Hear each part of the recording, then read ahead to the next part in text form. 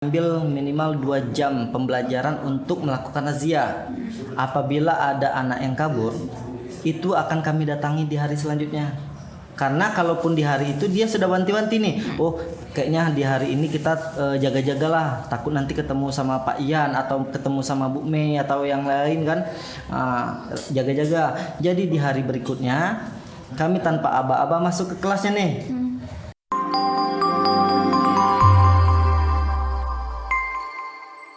Halo sahabat hebat Pelita Raya, perkenalkan saya Vanessa Olivia Alberti selaku host dalam sesi podcast kali ini. Nah, di podcast kali ini kita akan membahas tentang razia atau tema tentang suara demokrasi. Kali ini kita sudah bersama Pak Guru ganteng dan gaul juga nih di Pelita Raya. Boleh perkenalan dulu, Pak? Oke, terima kasih. Perkenalkan, nama saya Ahmad Desrianto. Biasa di Pelita Raya dipanggil Pak Ian. Saya merupakan tenaga pengajar di sini. Pak Ian tersendiri kalau di sekolah di bagian apanya? Kalau di sekolah kebetulan saya mengajar di Bahasa Indonesia dan Sosiologi, tetapi saya merupakan bagian dari tim kesiswaan juga. Nah, kalau di beberapa sekolah kan ada kesiswaan, tapi ada juga beberapa sekolah yang nggak ada tim kesiswaan, adanya BK. Untuk di sini kesiswaan sama BK tuh sama atau enggak sih, Pak? Sebenarnya kesiswaan dan BK itu beriringan. Dibilang sama tidak, tetapi sama-sama mengurus dan mengkoordinir anak-anak. Misalkan bagi anak yang bermasalah, sebelum dilempar ke tim kesiswaan, anak tersebut akan ditangani oleh BK dulu. Ketika dari BK anak tersebut tidak ada perubahan, tidak ada progres, maka dari tim BK akan melempar ke tim kesiswaan untuk menangani lebih lanjut. Biasanya seperti itu. Kalau untuk tugas-tugas di bagian kesiswaan tuh biasanya yang paling seringnya tuh apa sih, Pak? Wah, kalau tugas di kesiswaan itu banyak. Salah satunya ya tadi kita menangani kegiatan-kegiatan di bidang kesiswaan, di bidang siswa. Selanjutnya permasalahan-permasalahan, baik permasalahan perkelahian, permasalahan ada anak-anak yang ketahuan merokok, permasalahan mungkin ada kesulitan dari siswa-siswa juga. Jadi kami dari tim kesiswaan akan menangani hal tersebut. Seperti ada kegiatan juga, mungkin anak-anak ada kegiatan perlombaan di luar, kami yang akan memberi izinnya terlebih dahulu sehingga anak tersebut diarahkan untuk mengikuti kegiatan tersebut. Berarti di bagian kesiswaan ini juga melakukan kegiatan razia ya, Pak ya? Wah, betul sekali. Nah, kalau razia tuh kan kebanyakan ditakutin oleh siswa atau istilahnya dihindari lah ya. Menurut Bapak tersendiri definisi dari razia tuh apa sih? Sebenarnya kalau dari Bapak pribadi ya, apa sih yang ditakuti dari sebuah razia? Jadi gini, kalau dari Bapak makna razia itu adalah mendidik untuk yang terdidik. Nah, jadi makna dari razia itu sendiri, kita bertujuan untuk mendidik karakter anak, biar anak bisa bertanggung jawab terhadap dirinya, menjadi disiplin, bisa mengkoordinir dan memanage terhadap dirinya sendiri. Sebenarnya itu tidak ada hal yang ditakutkan dari razia sebenarnya kalau anak tersebut tidak ada permasalahan. Ada tujuan tertentu nggak, Pak, untuk razia gitu? Tujuannya itu tadi, balik-balik ke yang Bapak bilang tadi. Kita bertujuan untuk mendidik karakter anak. Anak itu bisa lebih disiplin, bertanggung jawab terhadap apa yang sudah dilakukan. Misalkan nih, anak tersebut permasalahannya melalui membawa barang yang berlebihan seperti kayak make up atau segala macam. Tanggung jawabnya mungkin ya dari tim kesiswaan akan mengambil barang-barang tersebut kemudian diproses gitu loh. Kalau kan ada pasti beberapa barang-barang yang diambil. Barang-barang tersebut tuh bakal dikembalikan atau bakalan netap di kesiswaan atau dikembalikannya sesudah lulus. Nah, biasanya kalau sudah melakukan razia di semua kelas, kan barang-barang banyak tuh. Udah ada, biasanya kalau kami dari tim kesiswaan ada menyediakan satu tempat untuk barang-barang yang kedapatan saat razia. Jadi anak-anak yang mungkin mau mengambil barangnya datang ke kesiswaan, membuat surat perjanjian biasanya. Ketika setelah membuat surat perjanjian, barulah barang tersebut kami kembalikan. Nah, biasanya seperti itu. Kalau misalkan orang tersebut terdapat lagi membawa barang itu pada saat razia, apakah bakalan tetap dikembalikan atau ada tindakan lanjut lagi? Kalau sudah ada surat perjanjian yang pertama tadi kan, sebelum dia kedapatan yang kedua, tetap barang itu tetap kami proses, tetap kami ambil dengan catatan kalau lebih dari 2 kali berarti anaknya memang tidak mau mendengarkan apa yang telah diarahkan. Artinya apa? Tetap barangnya bisa kami kembalikan. Mungkin kalau udah berlebihan seperti itu bisa kami beri penanganan kepada orang tuanya barangkali untuk dapat teguran lah. Maksudnya memberikan soft terapi lah kepada anaknya juga seperti itu. Kalau untuk kegiatan razia tersendiri di sekolahnya apa aja sih yang dirazia atau yang diambil gitu? Selama Bapak bergabung di Pelita Raya, sudah ada melakukan beberapa kali razia. Kebetulan selama di sini razia yang paling dicari itu adalah yang pertama pasti rambut kan? Betul. Rambut. Kemudian alat-alat make up yang berlebihan. Kemudian kaos kaki. Terus lambang. Lambang Nah, sekolah. iya itu.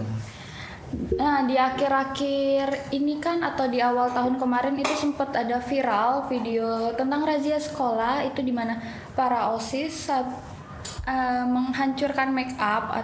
Itu tuh yang kebanyakan diambil sunscreen, bedak, lipstick, parfum dan lain-lain. Itu tanggapan Bapak gimana sih? Atau mungkin Bapak sudah melihat videonya gitu? Oh, belum. Oh, belum. Iya. Kalau belum mari kita lihat dulu. Oke.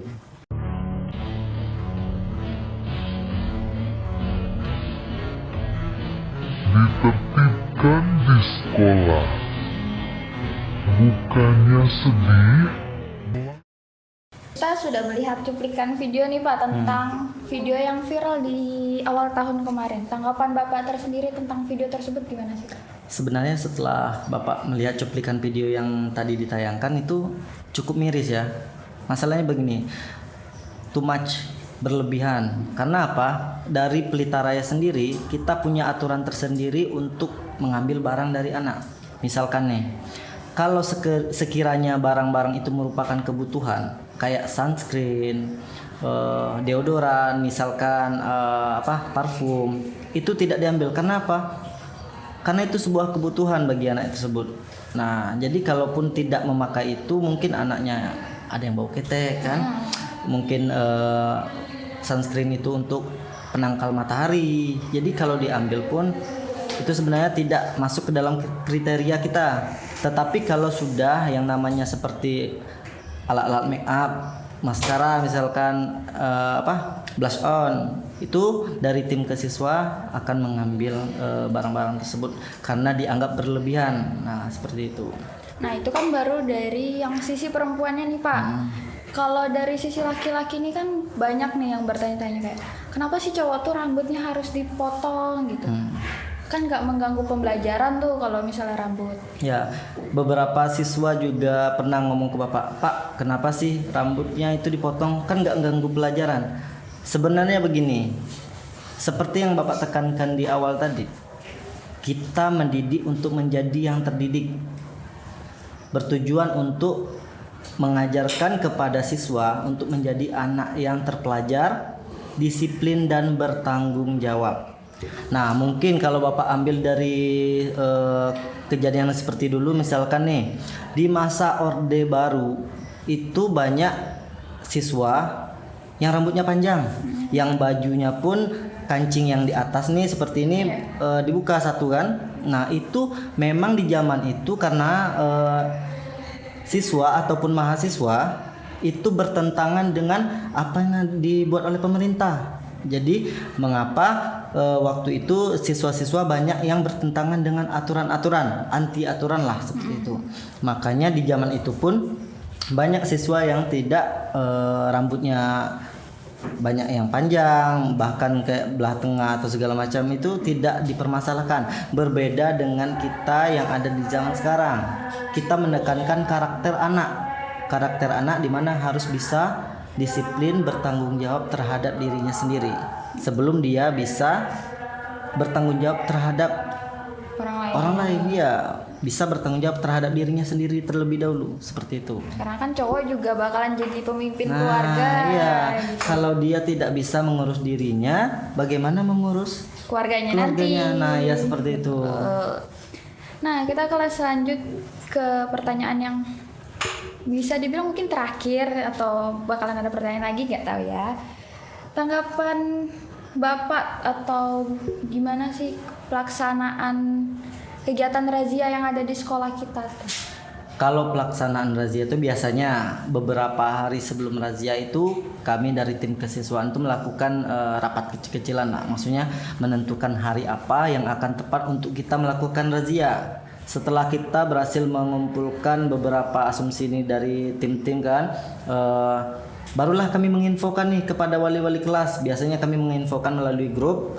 Jadi menginfokan bahwa beberapa hari lagi akan ada razia. Nah, setelah itu wali kelas menginfokan kepada anak-anaknya untuk wanti-wanti nih. Maksudnya bagi anak yang rambut panjang ya harusnya rambutnya segera dirapikan. Bagi anak yang sering membawa alat-alat make up yang berlebihan mungkin harus seminim mungkin untuk tidak membawa ke sekolah, membawa yang penting-penting saja seperti itu. Tetapi itu pun tetap di hari pelaksanaan razia masih banyak terdapat rambut anak yang panjang. Alasannya kalau dipotong hilang ganteng kami Pak, katanya seperti ya. Nah tetap nih kami tetap memberikan karena udah aturannya kan. Tetap kami potong rambutnya dan anak-anak yang kedapatan membawa barang-barang yang berlebihan pun tetap kami ambil. Tetapi setelah itu anak-anak tersebut ada yang mungkin merasa kebutuhannya masih ada pas ditangkap kan, jadi dia tetap datang ke kesiswaan untuk meminta kembali, kami berikan surat perjanjian. Di setiap razia tuh kan pasti ada yang kabur-kaburan kan Pak.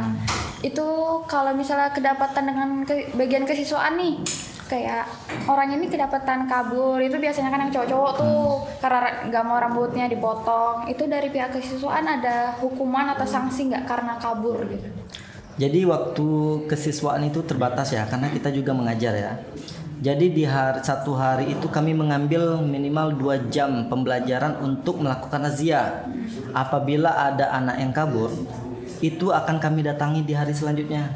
Karena kalaupun di hari itu dia sudah wanti-wanti nih, oh kayaknya di hari ini kita jaga-jagalah, takut nanti ketemu sama Pak Ian atau ketemu sama Bu Mei atau yang lain kan, jaga-jaga. Jadi di hari berikutnya kami tanpa aba-aba masuk ke kelasnya nih, membawa gunting atau apa segala macam untuk tetap memberikan razia kepada. Berarti orang tersebut bakalan tetap kena Tetap, razia ya Pak.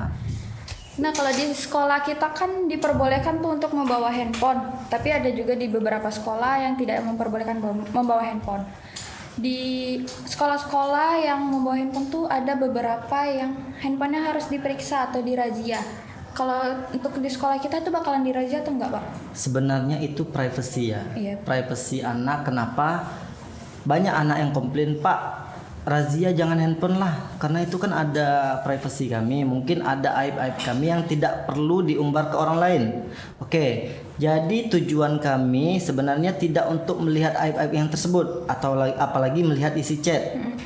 Nah, konteksnya begini, kalau ada anak nih yang kedapatan bermasalah masuk ke kesiswaan nih, anak tersebut merupakan permasalahannya kayak geng motor atau tawuran di luar. Jadi kan otomatis anaknya dipanggil kan? Iya. Misalkan ada anaknya 10 orang yang kami panggil, otomatis HP-nya kami cek untuk apa? Kami akan mencari informasi mengenai apakah ada mereka membuat grup khusus untuk tawuran, ataukah mungkin ada pergerakan melalui komunikasi melalui WA. Jadi di situ kami mencari informasi terkait dengan mungkin tawuran ataupun geng-geng motor ini tadi. Jadi tidak hal-hal yang pribadi kayak yang di galeri atau apa. Kalau di Pelita Raya tidak ada aturan seperti itu. Betul. Berarti nggak bakalan ada ya di Pelita Raya razia-razia handphone tersebut kecuali orang tersebut yang bermasalah Ya. gitu dipanggil kesiswaan. Sejauh ini memang peraturannya seperti itu. Jadi beberapa kali Bapak bergerak untuk melakukan razia itu tidak ada pemeriksaan melalui handphone. Seperti itu. Nggak terasa nih kita udah di akhir video atau udah di akhir podcast. Terima kasih banyak untuk Pak Ian udah Sama-sama. menyempatkan waktunya untuk menjadi narasumber di podcast kali ini. Nah, segitu aja teman-teman, sahabat Pelita Raya. Saya akhiri, saya Vanessa Olivia. Terima kasih, bye-bye.